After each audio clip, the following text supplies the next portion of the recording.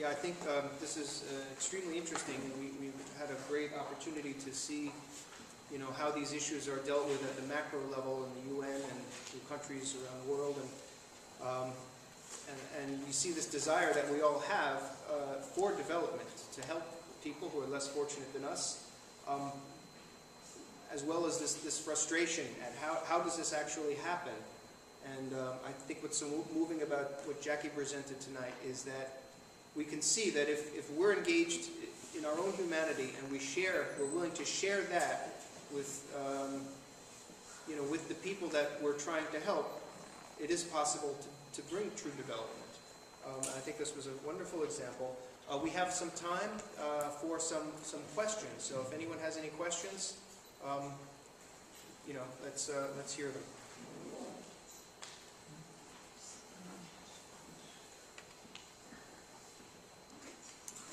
Yes. I just have a question. Since this is about new trends and AVSI seems to have a pretty revolutionary look at how to face development, starting at the local level and facing the human factor, are there other organizations that are changing their methodology as well to face development in such a way? I think that's for Jackie. Yeah.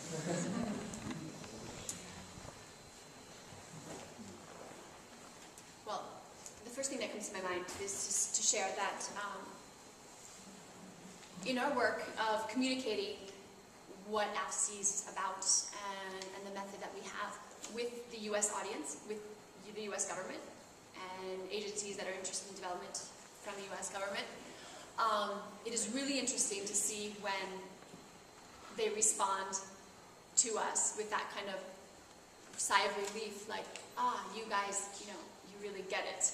You know, you're not just talking about a technical solution to a problem, and with this kind of posture of, we have the solution, let us go out and solve, you know, save the world and solve the problems.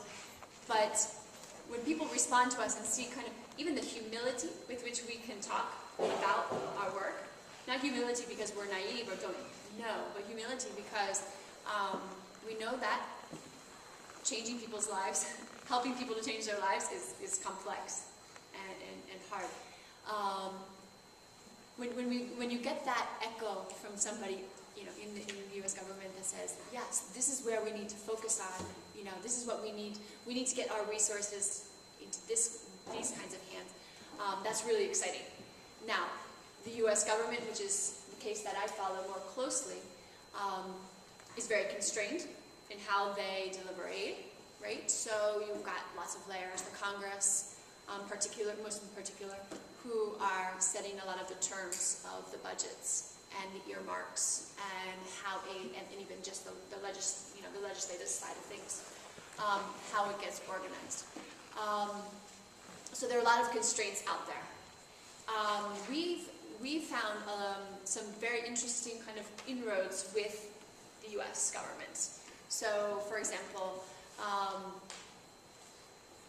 even within, in USAID, which is the Agency for Development, is also very complex. There are a lot of different things happening within USAID, right?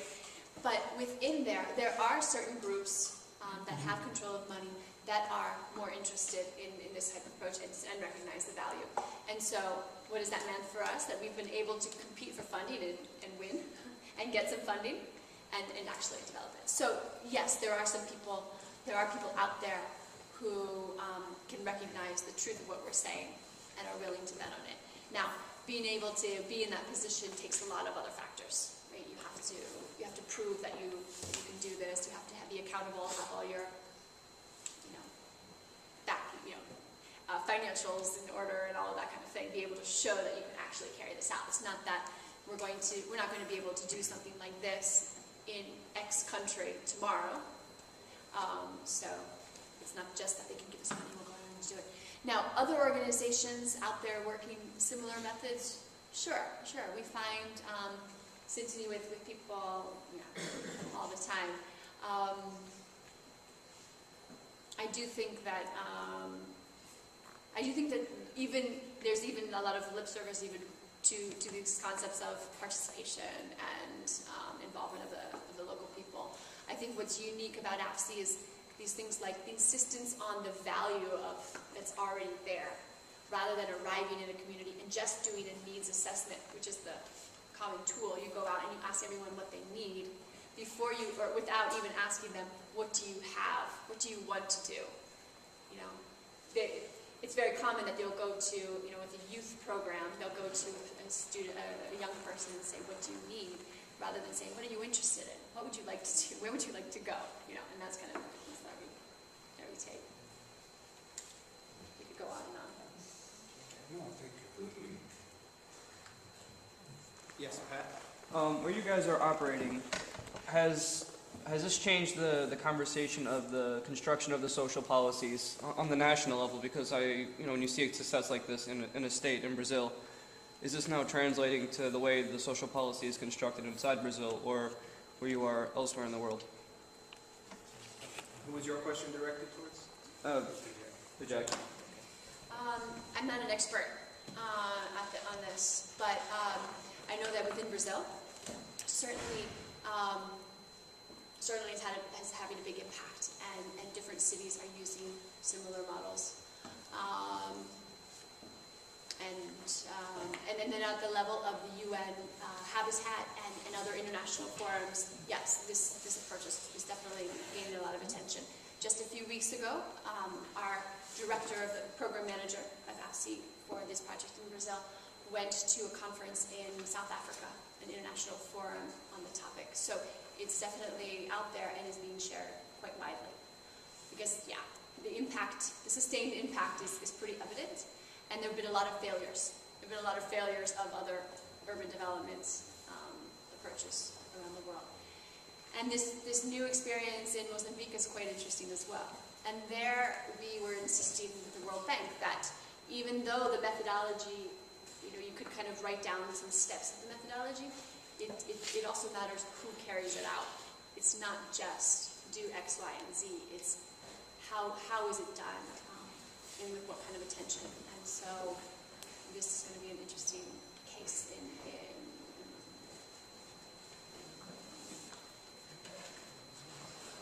I have a question for both of you, but specifically for Ambassador de Rojas.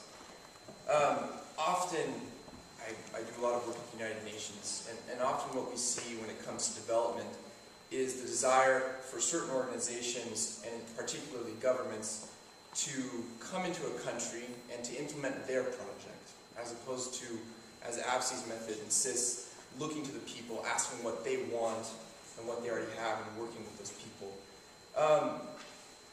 Why do you think that is the mentality of states? Why do you think that that's their first kind of, I would say, inclination when it comes to development and implementing development projects? For example, we've also talked about how states like the United States have a significant amount of constraints on the way in which aid can be used.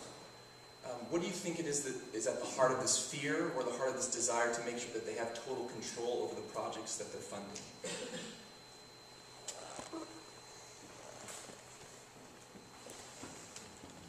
Well, you can take that, this doesn't really work, right? You can take that to many different levels.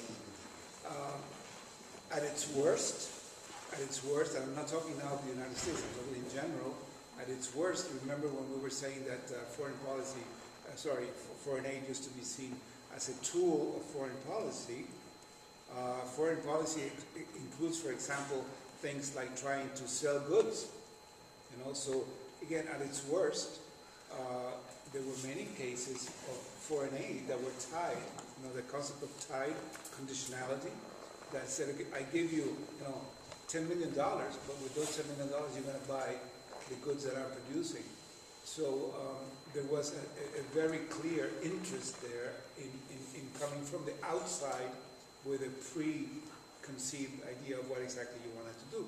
You wanted to sell refrigerators or cars or whatever to a certain population, and you were giving them the money. You were basically, saying, okay, I'll give you the money, but you make sure you give it right back to me. So that's at its worst. Now, there's a lot of grace. At the other extreme, I guess we would have the purely kind of selfless, altruistic wish, again, of helping your fellow man, of contributing to the common good, and that kind of thing. We're talking now of government donors, not of NGO such as AVSI, who obviously and very clearly they're out there because they want to help your fellow man. I'm talking about donor governments. Let's say between those two extremes, there are a lot of grays in between. There are sometimes foreign policy interests. We're interested in that this country get a little bit more developed because, let's say, we don't want it to be a nest for terrorists, to start building up. So wherever there's a lot of poverty and unemployment, there's more chance for young people to be recruited and become terrorists. So let's try to go in there and make them go to school, make them get jobs, because we don't want those terrorists to later come over and do bad things to us. So there's a lot of shades of gray in which you can say that there's interests involved in bringing aid in from the outside in. But obviously the purer way would be the thing to come from the inside out, as Jackie was saying, to actually go to people and say, what is it that you have? How can we help you build on that kind of thing? I don't know if that makes sense. I'm sure you want to. No, I mean, only one thought is that the bottom-up approach, or the giving control to people more locally, is messier. It's messier, it takes more time, and so it's harder to achieve, it's harder to accomplish, rather than to say, it's much easier to say, I'm going to buy 500 of the same house and build them, rather than to say, let's work together and build it. So it's a loss of control, as you mentioned. I think it's also a lack of confidence that the receiver will make good decisions and good uses of the money, because money can be used for lots of things, and so the donor is very concerned about how the money will be used. I think it's largely a paternalistic attitude of, we have the money, we need to control it, and that's it's hard to get away from that. One of the awkward questions that's often put to us in aid work, especially in the developing countries, is there's a tremendous amount of good work. One is enormously impressed with the work that's been done in Salvador and in Brazil. But one of the questions that a bishop or a cardinal had put to me when there was a similar project in Peru is, and let me put it to you tonight, and I apologize, it's 8:30 on a Wednesday night, an awkward question, really to both of you, is that what differentiates the work or the approach you take from a very worthy organization like an Oxfam or a Doctors Without Borders? A lot of social organizations fully committed, fully identified with the people. The World Bank, I know, since I worked there for a lot of period of time, adopts this approach. It's a sensible approach of social inclusion. But the blunt question I'd put to you, what is the value added, what is the Christian or Catholic value added in the work you've done, if anything?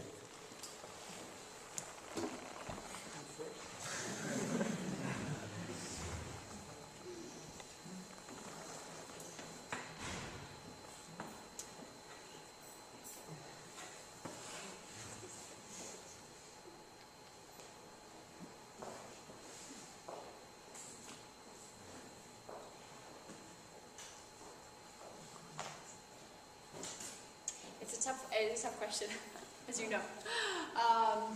What's the difference? It's hard to make a comparison without knowing, Oxfam or Doctors Without Borders and how they work and who they are. So I don't want to make a comparison, but what is the value added then of the Christian experience and the Christian background for AVSI? I think it's, and I don't know if this sounds too generic, but I think it's this really the belief in the dignity of the person, right? So no matter how poor, and in the potential of the person to grow, and that is a conviction. Maybe that's held, maybe at a different level, because I think that, I don't know, I think the Christian experience puts me at the same place, almost at the same place as the person I'm working with. And so that person is made for the same thing that I'm made for, and has the potential to grow. And so I think when we look at person differently. I think we're more aware of the connection between people, of the human family, as you said, because we recognize a common origin, common destiny. I don't know. It's hard to, qualitatively, what is the difference? Whether that can be seen, in the way that I work, in the way that other person, it's probably not always immediately visible. What I was trying to capture a little bit is, I don't mean to prolong the argument, but I've had a glimpse of the work that, say, Mother Teresa is doing in a place like Calcutta, and everybody who